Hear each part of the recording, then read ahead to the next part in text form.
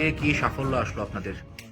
আজকে প্রায় 12টা 5 মিনিটে আমাদের কাছে একটা সংবাদ আসে যে লালসরাস্থিত সৈকত দেববর্মা, যার ওরফে যাকে বান্টি নামে খুবই পরিচিত, সে তার বাড়িতে ড্রাগস ডিলিং করছে।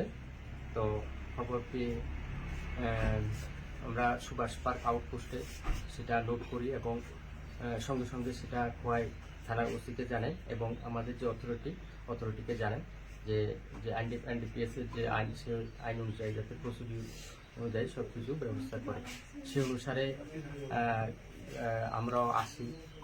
In the mean time DCM madam সালকামেরি দেববর্মা এবং একজন সিভিল উইটনেস পীযূষ দেবনাথ এবং অন্য স্টাফরাও আসে।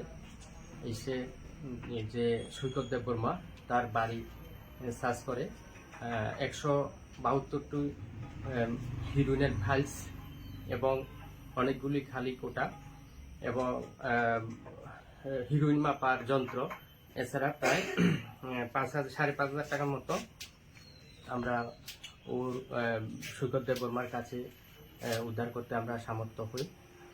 যে 172 কোটা হিরোইন, সেটাতে 3.24 গ্রাম হিরোইন পাওয়া যায়। এখন আমি যে সৈকত দেববর্মার এগেনিস্টে একটা সুমোটো কমপ্লেন থানাতে দেব, যাতে তার উপযুক্ত শাস্তি হয় এবং যাতে ভবিষ্যতে সে এই কাজগুলি না করে।